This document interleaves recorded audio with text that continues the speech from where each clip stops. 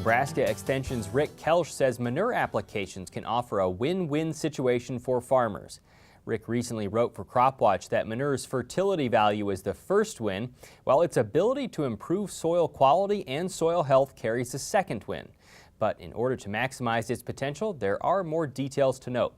We talked with Rick Monday afternoon near UNL's East Campus and started by asking which fields benefit the most from manure applications.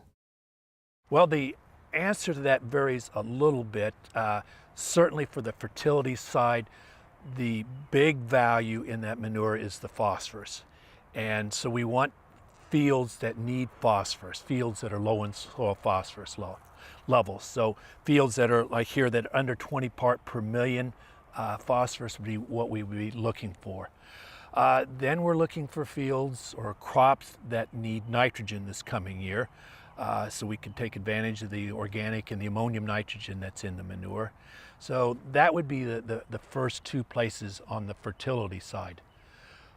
When we're thinking about from the soil health, soil quality benefit, we're certainly still looking at low phosphorus fields.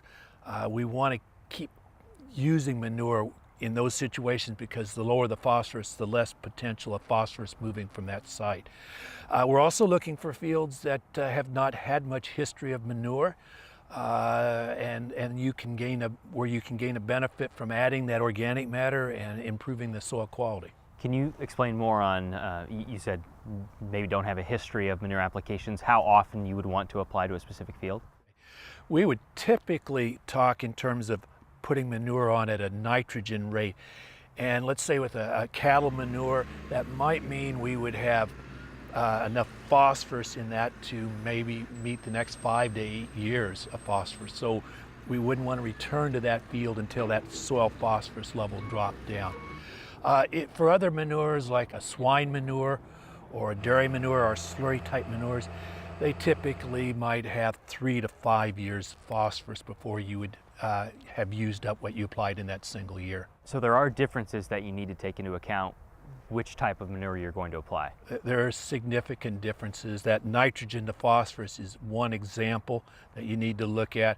Also, a slurry manure will have a fair amount of ammonium nitrogen, which is readily available to the crop, and then some organic nitrogen. For that ammonium nitrogen to be valued, you've got to get that manure worked into the soil almost immediately. Our feedlot manure doesn't have hardly any ammonium nitrogen. It's all organic, and so surface application of that, we can still take advantage of the nitrogen from that feedlot manure. Is there any data to suggest how much manure is worth per acre? Well, we've run some different scenarios, and there's a wide range. I think for that beef example we talked about earlier, it would be somewhere in the range of $12, maybe up to $30 per ton. So if we're putting on a 20-ton rate, we're talking $240 up to $600 ballpark per acre, the value of that manure. And of course, there's some things you have control over. And so fields that need phosphorus, you're going to be valued on the higher end of that. If you happen to have a field that needs potassium, which many of our Nebraska soils don't always, but if they need potassium, there's significant potassium value there. And then of course, if we can take advantage of the nitrogen, that's a chunk of that value of that manure that we would like to conserve.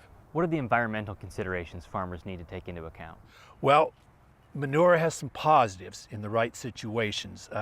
If we apply manure, we would expect after that first year's application that you're going to see improvement in infiltration of moisture into the soil, less runoff, less erosion from that site. So manure can benefit us in that way.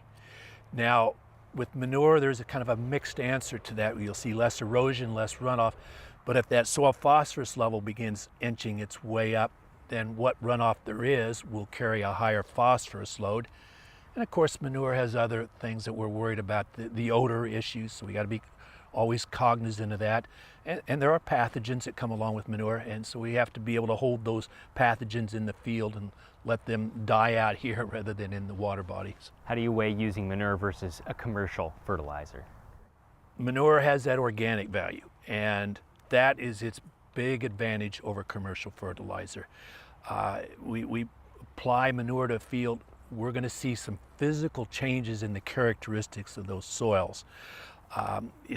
What happens is that carbon that's in that manure is really the energy source for the microbes in the soil, and they take off, they love it.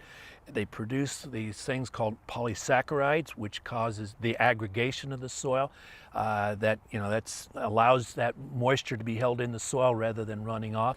So there's a physical change in the soil as a result of that organic matter that you just don't get from commercial fertilizer, and it's a positive physical change.